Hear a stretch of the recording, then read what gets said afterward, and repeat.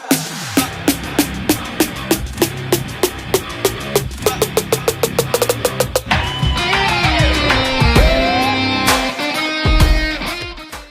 हम बात करेंगे फडणवीस सरकार की नई नीति के बारे में, जो कम आय वाले परिवारों के लिए बहुत ही महत्वपूर्ण है। मुख्यमंत्री फडणवीस के नेतृत्व में ये नीति लागू की गई है ताकि राज्य में बने छोटे घरों और अवैध कब्जों को कानूनी सुरक्षा दी जा सके और आम लोगों को अपने घर का अधिकार मिल सके। महाराष्ट्र में कई सालों से सरकारी जमीन पर छोटे छोटे घर बने हुए हैं और इनमें से कई परिवारों के पास अपने घर के कागजात या अधिकार भी नहीं थे। इसका मतलब था कि उन्हें भविष्य में अपने घर से बेघर होने का खतरा हो सकता था या उन्हें कानूनी परेशानी का सामना भी करना पड़ सकता था। लेकिन मुख्यमंत्री फडणवीस ने इन हालातों को बदलने का फैसला लिया। अब गरीब और कम आय वाले परिवार अपने घर के कानूनी मालिक बन सकेंगे और उन्हें सुरक्षा भी मिलेगी। जी हाँ, ये नीति दर्शाती है फडणवीस सरकार लोगों के जीवन और उनके घरों को मजबूत बनाने के लिए आखिर कितने प्रतिबद्ध है। इस नई नीति के मुताबिक 500 वर्ग फुट तक के घर अब बिल्कुल मुफ्त वैध किए जाएंगे। ये योजना उन घरों पर लागू होती है जो 1 जनवरी 2011 तक बने थे।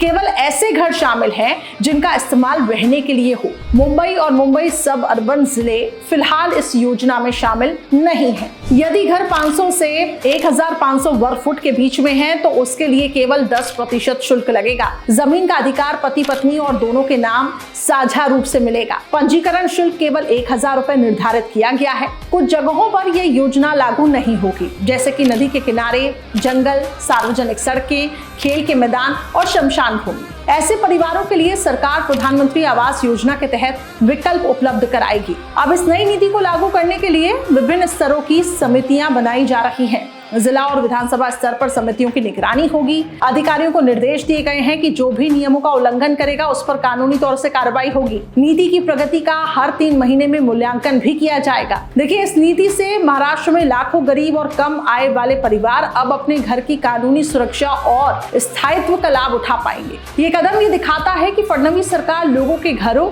और जीवन को मजबूत बनाने के लिए आखिर कितनी प्रतिबद्ध है। आपका क्या सोचना है, हमें कमेंट करके जरूर बताइएगा।